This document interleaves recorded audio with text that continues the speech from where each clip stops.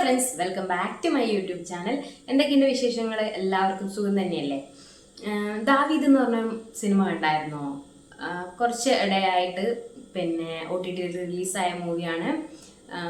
ആന്റണി പെപ്പെ, ലിജിമോൾ ഒക്കെ മെയിൻ ക്യാരക്ടറായിട്ട് വന്നിട്ടുള്ള മൂവിയായിരുന്നു അത്. മെയിൻലി ലിജിമോളുടെ ക്യാരക്ടറായ ഷെറിൻ, അതുപോലെ പിന്നെ ആന്റണി പെപ്പയുടെ ക്യാരക്ടറായ അബു, ആഷിഖ് അബു എന്നാണ് ക്യാരക്ടറിന്റെ പേര്. അബു എന്നാണ് വിളിക്കുന്നത്. അപ്പോൾ അതിനെ കുറിച്ചാണ് ഇന്ന് സംസാരിക്കാൻ വേണ്ടി പോകുന്നത്. അതിനു മുമ്പ് ഞാനൊരു കാര്യം ചോദിച്ചോട്ടെ. ഞാൻ ഒരു ക്വസ്റ്റ്യൻ ആയിട്ട് നിങ്ങളോട് ചോദിക്കുന്നതാണ്. ഒരു ആണിനെ, അതായത് ഒരു ഭർത്താവിനെ ഭാര്യ ചെലവിന് കൊടുത്ത് മീൻസ് അവരെല്ലാം നോക്കുന്നതിനൂടെ നിങ്ങൾക്ക് എന്താ അഭിപ്രായം? മീൻസ് ഭാര്യ ജോബിന് പോയി വന്നു, വീട്ടിലെ എല്ലാ കാര്യങ്ങളും നോക്കി അതിൻ്റെ കൂടെ ഭർത്താവിന് ഫുഡും ആവശ്യമുള്ള സാധനങ്ങളൊക്കെ കൊടുക്കുന്നതിനോട് നിങ്ങൾക്ക് എന്താണ് അഭിപ്രായം എന്നുള്ളതാണ് എനിക്ക് ഫസ്റ്റ് ചോദിക്കാനുള്ളത്. എൻ്റെ അഭിപ്രായം പറയാനാണെങ്കിൽ എനിക്ക് അതിലൊരു മോശം അഭിപ്രായവും ഇല്ല. കാരണം എന്താന്ന് വെച്ച് കഴിഞ്ഞാൽ ഭാര്യ ഭർത്താക്കന്മാരെന്ന് പറഞ്ഞു കഴിഞ്ഞാൽ അവരൊരു ടീമാണ്. അതുവരെ നമ്മൾ സിംഗിളായിട്ട് ജീവിച്ച ആൾക്കാരായിരിക്കും. പെൺകുട്ടി ആയാലും ആൺകുട്ടി ആയാലും സിംഗിൾ ലൈഫായിരുന്നു. പിന്നെ നമ്മളൊരു കപ്പിൾ ലൈഫിലേക്ക് വരുമ്പോൾ നമ്മളൊരു ടീമായിട്ടായിരിക്കും ഉണ്ടാവുക. ആ ടീമിൽ വരുന്ന ആൾക്കാരാണ് നമ്മുടെ കുട്ടികൾ. കുട്ടികളില്ലാത്തവർ അവർ മാത്രമാണെങ്കിൽ അവര്. പക്ഷെ ഭാര്യ ഭർത്താവ് എന്ന് പറയുന്നത് ഒരു ടീമാണ്. ടീം ആയതുകൊണ്ട് തന്നെ എന്ന് പറയുന്നത് ഒരാൾ ചെയ്യുന്നത് മറ്റേയാളെ വളരെയധികം ഇൻഫ്ലുവൻസ് ചെയ്യും. അതുകൊണ്ട് തന്നെ നമ്മൾ ചെയ്യുന്നതിന് മറ്റുള്ളവർക്ക് എങ്ങനെ അത് അവർക്ക് ഇൻഫ്ലുവൻസ് ആവും, അവരെ ഏത് തരത്തിൽ ബാധിക്കുന്നു ചിന്തിച്ചിട്ട് വേണ്ടി വരും നമ്മൾ പല കാര്യങ്ങളും ചെയ്യാം. പിന്നെ നമ്മുടെ സൊസൈറ്റീൻ്റെ ഒരു ഇത് എന്ന് പറയുന്നത് ബോയ് ആണ്, അല്ലെങ്കിൽ ഒരു മാൻ ആണ് പ്രൊവൈഡ് ചെയ്യുന്ന ആള് എന്നാണ്. അതായത് ഒരു ഫെസിലിറ്റി, ഫുഡ്, താമസം, അതുപോലത്തെ ബേസിക് നീഡൊക്കെ പ്രൊവൈഡ് ചെയ്യുന്ന ഒരാളാണ് മാൻ എന്നാണ് പറഞ്ഞു വെക്കുന്നത്. വിമൻ എന്ന് പറയുന്നത് നമ്മുടെ വീട്ടിലെ കാര്യങ്ങൾ നോക്കാനും ഫാമിലിനെ റൺ ചെയ്യാനും അതുപോലെ കുട്ടികളെ നോക്കാനും വളർത്താനും അങ്ങനെയൊക്കെയാണ് ഒരു ബേസിക്കലി നമ്മുടെ ഒരു സൊസൈറ്റി പറയുന്നത്. പക്ഷെ ഇപ്പോഴൊക്കെ അതിനൊക്കെ വലിയ വ്യത്യാസം വന്നിട്ടുണ്ട്. കുറെ മുമ്പൊക്കെ ആയിരുന്നു അങ്ങനെ വളരെയധികം സ്ട്രിക്റ്റ് ആയിട്ട് അങ്ങനെ ഉണ്ടായിരുന്നു. ഇപ്പം വളരെയധികം വ്യത്യാസം വന്നിട്ടുണ്ട്. ഇപ്പൊ രണ്ടുപേരും ജോബിന് പോകുന്നവരും രണ്ടുപേരും ഏൺ ചെയ്യുന്നവരും രണ്ടുപേരും വീട്ടിൽ ഒന്നിച്ചിട്ട് വീട്ടിലെ കാര്യങ്ങൾ, ഫിനാൻഷ്യൽ അല്ല എന്ത് കാര്യങ്ങളാണെങ്കിലും അവർ തന്നെ ഡിസൈഡ് ചെയ്ത് അവരൊരു ടീമായിട്ട് മുന്നോട്ട് പോകുന്ന കപ്പിൾസിനെയും നമുക്ക് കാണാൻ പറ്റുന്നുണ്ട് ഇപ്പോൾ. പക്ഷെ ഞാൻ ചോദിക്കുന്നത്, ഒരാൾക്ക് ഒരാളെ നോക്കണം, അതായത് ബോയ്ക്ക് ആ പെൺകുട്ടീനെ നോക്കണം.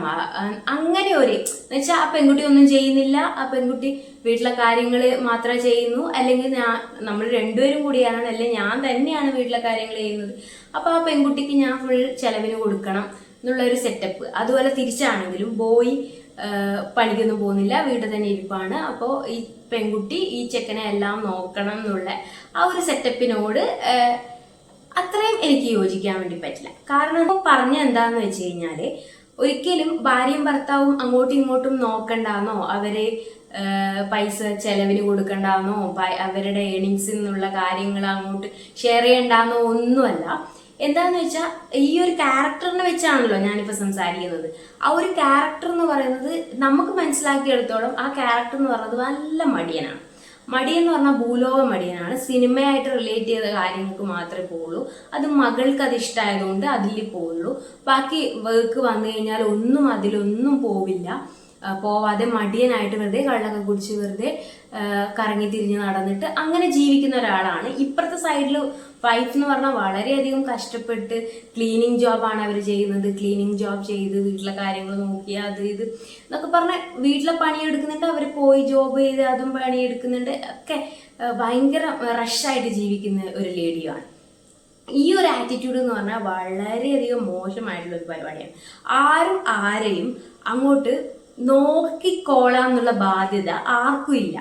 അതിപ്പോ സപ്പോസ് എൻ്റെ കേസ് എടുക്കുക, എനിക്ക് എൻ്റെ ഹസ്ബൻഡിനെ ഞാൻ എന്തായാലും നോക്കണം എന്നുള്ളതോ, ഹസ്ബൻഡ് എന്തായാലും എന്നെ നോക്കണം എന്നുള്ളതോ ബാധ്യത ആർക്കും ഇല്ല. ഇവര് രണ്ടുപേരും ഒരു ടീമാണ്. ഇവർ രണ്ടുപേരും ടീം ആയതുകൊണ്ട് തന്നെ ഇവർ രണ്ടുപേരും ഏൺ ചെയ്യുന്ന വ്യക്തികളാണെങ്കിൽ, സ്റ്റുഡൻസ് ആണെങ്കിൽ ആ ഒരു രീതിയിൽ കാര്യങ്ങൾ പോവും. ഒരാൾ പഠിക്കുകയാണെങ്കിൽ വേറൊരാൾ സപ്പോർട്ട് എന്തായാലും ചെയ്യണം. അത് സപ്പോർട്ട് ചെയ്ത് അവരെ ആ ഒരു ഫിനാൻഷ്യലി അവർ ഏബിൾ ആവുന്ന തരത്തിലേക്ക് ഹെൽപ്പ് ചെയ്യാൻ വേണ്ടി ഇവർ റെഡി ആവണം. ഇനി സപ്പോസ് ഇവർ രണ്ടുപേരും ഏൺ ചെയ്യുന്നവരാണ് ഇവരിങ്ങനെ ഒരു മാരേജ് സിസ്റ്റത്തിലേക്ക് വന്നതെന്ന് വെച്ച് കഴിഞ്ഞാൽ ഇവർ ഒരിക്കലും എൻ്റെ ഉത്തരവാദിത്തമാണ് അവളെ നോക്കേണ്ടത്, അല്ല എൻ്റെ ഉത്തരവാദിത്തമാണ് അവനെ നോക്കേണ്ടത്, കുടുംബത്തിന്റെ ബാധ്യത മുഴുവൻ എൻ്റെ തലയിലാണെന്ന് ആണെടുത്ത് വെക്കാനോ പെണ്ണെടുത്ത് വെക്കാനോ അതിൻ്റെ ഒരു ആവശ്യമില്ല. കാരണം നമ്മൾ ഇൻഡിവിജ്വൽസ് ആണ്, നമ്മൾക്ക് കാലും കയ്യും ഉണ്ട്, നമുക്ക് വർക്ക് ചെയ്യാൻ പറ്റുന്ന ആൾക്കാരാണ്, വേറെ ഒരു പ്രോബ്ലംസും ഇല്ലാത്ത ആൾക്കാരാണെങ്കിൽ നമ്മൾ പണിക്ക് പോയേ പറ്റുള്ളൂ. പണിക്ക് പോയാലേ നമുക്ക് ജീവിക്കാൻ പറ്റുള്ളൂ, ആണായാലും പെണ്ണായാലും. അപ്പോൾ പണിക്ക് പോകണം. പണിക്ക് പോവാതെ നമ്മളെ വേറെ ആൾ നോക്കും, എനിക്ക് അവള് ചെലവിന് കൊണ്ടുതരും അല്ല അവൻ ചെലവിന് കൊണ്ടുതരും എന്ന് പറഞ്ഞിട്ട് നമ്മൾ ഒരിക്കലും ജീവിക്കാൻ പാടില്ല. അത് വളരെ മോശമായിട്ടുള്ള ആറ്റിറ്റ്യൂഡാണ്. ഇൻ കേസ് ഒരാൾക്ക് ഒരസുഖം വന്നു, ഒരാളുടെ ജോലി പോയി, ഇതിപ്പോൾ ഹസ്ബൻഡിന്റെ ഒരു പെൺകുട്ടി രണ്ടുപേരും ചെയ്യുന്ന ആളാണെങ്കിൽ പെൺകുട്ടി ജോബ് ഉണ്ട്, ആ ആൺകുട്ടിയുടെ ജോബ് പോയി, അല്ലെങ്കിൽ എന്തെങ്കിലും ഹെൽത്ത് ഇഷ്യൂ വന്നു, അല്ലെങ്കിൽ എന്തെങ്കിലും മെന്റലി എന്തെങ്കിലും ഇഷ്യൂ വന്നു, അല്ലെങ്കിൽ എന്തെങ്കിലുമൊക്കെ ഒരു ക്രൈസിസ് വന്നു, ഒരു ആക്സിഡന്റ്, അതുപോലത്തെ കാര്യങ്ങളൊക്കെ വന്നു, അല്ല പോട്ടെ അവർക്കൊരു കരിയർ സ്വിച്ച് ചെയ്യണം, അല്ലെ അവരുടെ ഒരു പാഷൻ ഫോളോ ചെയ്യണം, അങ്ങനത്തെ കുറച്ച് കാര്യങ്ങൾ അത് അവർ നമ്മളോട് തുറന്നു പറഞ്ഞു, എനിക്ക് ഇങ്ങനെ ആഗ്രഹമുണ്ട്, എനിക്ക് ഇങ്ങനെ ചെയ്യണമായിരുന്നു. നമ്മളൊരു ടീമാണല്ലോ. അപ്പൊ ആ ടീം എങ്ങനെ പ്രവർത്തിക്കണം എന്ന് വെച്ച് കഴിഞ്ഞാൽ ഒരാൾക്ക് ഏത് തരത്തിലുള്ള സപ്പോർട്ട് എങ്ങനെ എപ്പോൾ കൊടുക്കണം എന്നുള്ളത് കറക്റ്റ് അറിയുന്ന ഒരാളായിരിക്കണം ഇപ്പുറത്തിരിക്കുന്ന ആള്. അവർക്കൊരു കരിയർ സ്വിച്ച് ചെയ്ത് അവർക്ക് ഈ പഠിപ്പം വർക്ക് ചെയ്യുന്നതിനോട് ഭയങ്കര ഫ്രസ്ട്രേറ്റഡ് ആണ്, എനിക്ക് ജോബ് വേണ്ട, എനിക്ക് വേറെ ഒരു ഇത് പഠിക്കേണ്ട ആവശ്യം ഉണ്ടായിരുന്നു, എനിക്ക് അങ്ങോട്ട് ഇതാവണമായിരുന്നു എന്ന് പറയുമ്പോൾ, നിങ്ങളിങ്ങനെ പഠിച്ചിട്ട് നടന്നാൽ മതിയോ, നിങ്ങൾ വീട് നോക്കണ്ടേ, അങ്ങനെ ഇങ്ങനെയെന്ന് പറഞ്ഞിട്ട് നമ്മൾ ഒരാളുടെ ജീവിതം തകർക്കാനോ അവർക്കുള്ള ഒരു ആഗ്രഹത്തിനെ കുറെ ബാധ്യത എടുത്ത് തലയിലെടുത്ത് വെച്ചിട്ട് നമ്മൾ ഇതാക്കാനോ നിൽക്കരുത്. അതിപ്പോ ഒരു വൈഫ് ആണെങ്കിൽ പോലും, ഒരു വൈഫായി നിൽക്കുന്ന ഒരാള് അങ്ങനെ വൈഫിനെ മാത്രമേ ഹസ്ബൻഡ് പഠിപ്പിച്ചുള്ളൂ എന്നൊന്നുമില്ല, ഹസ്ബൻഡിനെ വൈഫിനും പഠിപ്പിക്കാം. അതുപോലെ ഹസ്ബൻഡ് പാഷൻ ഫോളോ ചെയ്ത് പോകുന്ന ഒരാൾ, അതായത് എനിക്ക് ഇതാണ് എൻ്റെ പാഷൻ, ഒരു സിനിമയാണ് എൻ്റെ പാഷൻ, അല്ലെ വേറെ എന്തെങ്കിലും കാര്യമാണ് എൻ്റെ പാഷൻ, ഒരു ബിസിനസ് സ്റ്റാർട്ട് ചെയ്യുന്നതാണ് എനിക്കിഷ്ടം എന്നൊക്കെ പറയുമ്പോൾ നമ്മൾ അവരെ സപ്പോർട്ട് ചെയ്യാന്നുള്ളത് നമ്മളൊരു പാർട്ട്ണർ എന്നുള്ള രീതിയിൽ നമ്മൾ വളരെയധികം ഇമ്പോർട്ടൻ്റ് കൊടുക്കേണ്ട കാര്യമാണ്.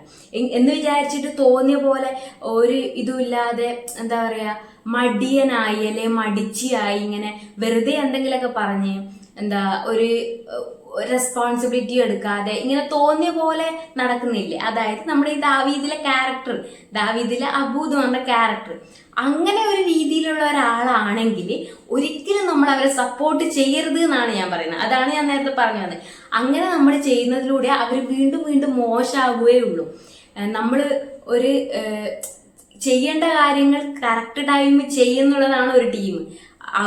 ഞാൻ ഇങ്ങനെ അവനെ സപ്പോർട്ട് ചെയ്ത് കഴിഞ്ഞാൽ മടിയനായ അവൻ വീണ്ടും വഷളായി പോകുന്നു നമുക്ക് തോന്നുന്നുണ്ടെങ്കിൽ നമ്മൾ ആ സപ്പോർട്ട് പിൻവലിക്കുക തന്നെ വേണം. എനിക്ക് പറ്റില്ല, നീ നോക്കണം, എനിക്ക് മാത്രമേ കാര്യങ്ങൾ നടക്കുള്ളൂ എന്ന് പറഞ്ഞാൽ നമ്മൾ ഷാർപ്പായിട്ട് പറയേണ്ടടുത്ത് ഷാർപ്പായിട്ട് പറഞ്ഞിട്ട് ആ കാര്യങ്ങൾ മൂവ് ഓൺ ആക്കുക തന്നെ വേണം. അല്ലാതെ എൻ്റെ ഭർത്താവല്ലേ ഞാൻ ഫുൾ ചെലവിന് കൊടുത്തോളാം, എൻ്റെ ഭാര്യയല്ലേ ഞാൻ ഫുൾ ചെലവിന് കൊടുത്തോളാം എന്ന് ചിന്തിച്ച് കഴിഞ്ഞാൽ മറ്റേ ആൾ മടിച്ചായിട്ട് ഒന്നും ചെയ്യാതെ വെറുതെ ഇരിക്കും.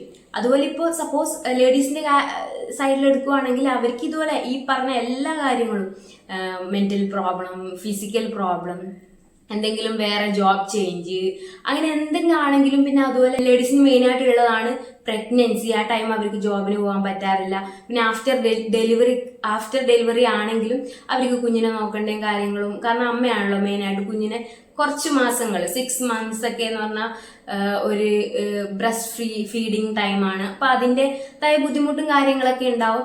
അപ്പൊ ആ ഒരു ടൈം എന്ന് പറഞ്ഞാൽ ഹസ്ബൻഡിന്റെ ഭാഗത്ത് നിന്ന് വളരെയധികം നല്ല രീതിയിലുള്ള സപ്പോർട്ടും കാര്യങ്ങളും ഒക്കെ ഉണ്ടാവണം.